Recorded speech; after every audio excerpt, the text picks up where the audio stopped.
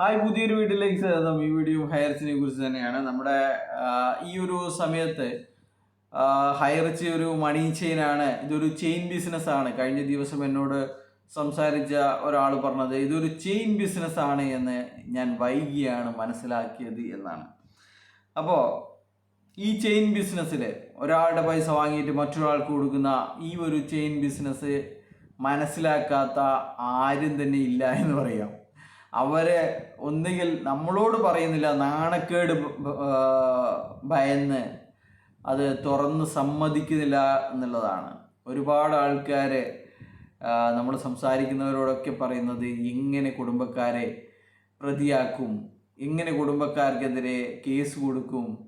ഇത് എന്നെ പോലെയുള്ള ഒരു വ്യക്തി, അവർ പറയുന്നതാണ്, എന്നെ പോലെയുള്ള ഒരു വ്യക്തി ഇത്തരം മണി ചെയിനുകളിൽ പൈസ ഇട്ടു എന്നറിഞ്ഞു കഴിഞ്ഞാൽ എന്ത് നാണക്കേടാണ്. അതുകൊണ്ട് നമ്മൾ സഹിക്കുന്നു, ആരോടും പറയുന്നില്ല. നമ്മളൊക്കെ സമൂഹത്തിൽ നിലയും വിലയുമുള്ള ആൾക്കാരാണ്.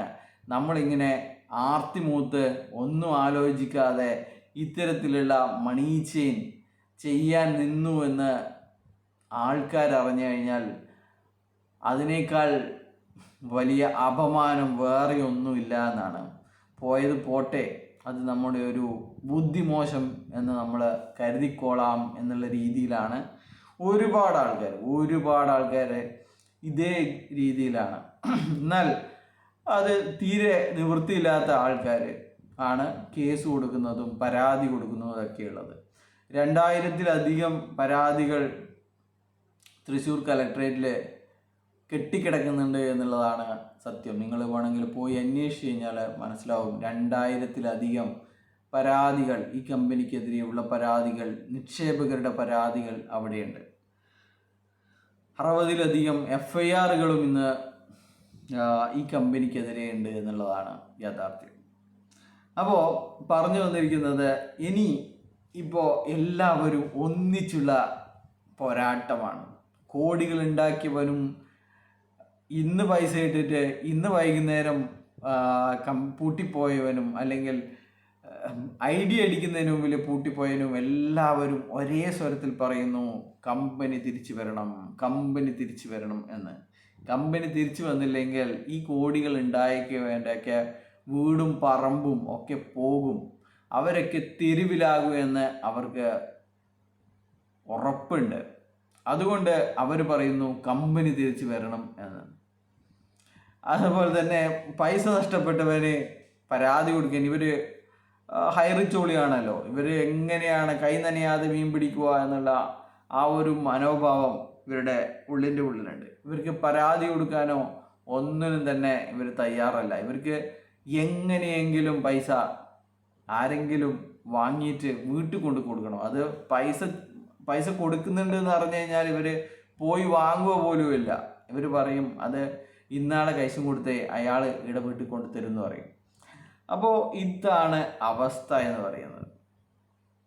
അപ്പോൾ കോടിക്കണക്കിന് രൂപ ഉണ്ടാക്കിയവനൊക്കെ കോടിക്കണക്കിന് രൂപ എങ്ങനെ ഉണ്ടാക്കിയെന്ന് ചോദിക്കാൻ ഇതുവരെ ഒരുത്തനെയും നാവ് പൊന്തുന്നില്ല എന്നുള്ളതാണ്.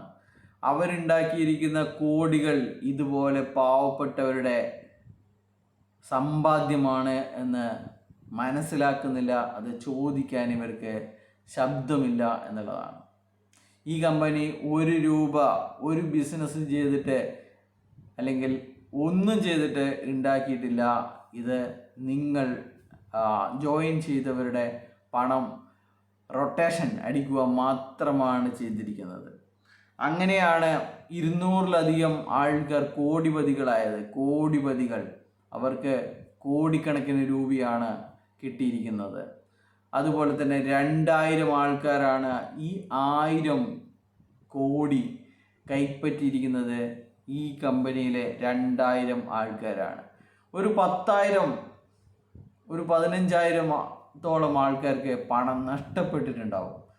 എന്നാൽ ഇപ്പോൾ അവശേഷിക്കുന്നത് വെറും 2000-ൽ താഴെ ആൾക്കാർ മാത്രമാണ് കമ്പനി തിരിച്ചു വരണം എന്ന്, അല്ലെങ്കിൽ കമ്പനി ഇട്ട പൈസ നമുക്ക് തിരിച്ചു കിട്ടണമെന്ന് ആഗ്രഹിക്കുന്നത്. അത്ര ആൾക്കാർ മാത്രമേ ഉള്ളൂ. ബാക്കി എല്ലാവരും തന്നെ ഈ കമ്പനി തിരിച്ചു വരരുത് എന്നുള്ള ആഗ്രഹക്കാരാണ്. കമ്പനി തിരിച്ചു വന്നാലോ അല്ലെങ്കിൽ ഇവർക്ക് പ്രതാപനും ശ്രീനക്കും ഒരു പവർ കിട്ടിക്കഴിഞ്ഞാലും ഇതുപോലെ കോടിക്കണക്കിന് രൂപ ഉണ്ടാക്കിയ ആൾക്കാരുടെ അവസ്ഥ പോക്ക് തന്നെയാണ്. എന്നാൽ അതൊന്നുമല്ല, FIR ഇട്ടവരുടെയൊക്കെ പ്രോപ്പർട്ടികൾ ഇന്നല്ലെങ്കിൽ നാളെ സർക്കാർ കൊണ്ടുപോകും എന്നുള്ളതാണ്. ഇപ്പോൾ ഒരു മാസം കൂടി കഴിഞ്ഞു കഴിഞ്ഞാൽ ഒരുപാട് കേസുകൾ വരാനിരിക്കുന്നതേ ഉള്ളൂ. എന്തായാലും 10,000 രൂപ കൊടുത്തവനടക്കം പോലീസ് സ്റ്റേഷനിൽ പരാതി കൊടുത്തതായിട്ട് എനിക്കറിയാം. 10,000 രൂപയാണ്. 10,000 രൂപയിൽ അദ്ദേഹത്തിന് 3,000 രൂപ എന്തോ കിട്ടുകയും ചെയ്തിരുന്നു. 7,000 രൂപക്ക് അദ്ദേഹം പോലീസ് സ്റ്റേഷനിലെ പരാതി കൊടുത്തിട്ടുണ്ട് എന്നുള്ളതാണ്. അപ്പോൾ ഇതാണ് അവസ്ഥ. നമ്മുടെ മെൽബിൻ്റെ മമ്മിയൊക്കെ ഇപ്പോൾ കമ്പനി തിരിച്ചു വരാൻ വേണ്ടിയിട്ട് പൈസ നഷ്ടപ്പെട്ടവരുടെ കൂടെ ജയ് വിളിക്കുകയാണ്. കോടിക്കണക്കിന് രൂപ ഉണ്ടാക്കിയ ആള്, വെറും ഷെഡിൽ ജീവിച്ചിരുന്ന ആൾക്കാരെ ഇപ്പോൾ എത്രയോ 5 ഏക്കറിൻ്റെ സ്ഥലവും 2 നില വീടും ഒക്കെ വച്ചു എന്ന് മേന്മ പറഞ്ഞ ആൾക്കാർ ഇപ്പോൾ പണം നഷ്ടപ്പെട്ടിട്ട് എന്താ ഈ കേസ്, അപ്ഡേഷൻ വല്ലതും ഉണ്ടോ, നമ്മുടെ പൈസ എപ്പോൾ കിട്ടും, നാളെ ഞായറാഴ്ചയാണല്ലോ പോളിംഗും കിട്ടുമോ എന്ന് കരുതുന്ന അല്ലെങ്കിൽ അങ്ങനെ ചിന്തിക്കുന്നവരുടെ കൂട്ടത്തിലാണ് ഇതുപോലെ കോടിക്കണക്കിന് രൂപ ഉണ്ടാക്കിയവർ. അവരുണ്ടാക്കിയ കോടികൾ ഇവരുടേതാണ് എന്ന് മനസ്സിലാക്കുന്നില്ല എന്നുള്ളതാണ്. എന്തിന്? ബൈ.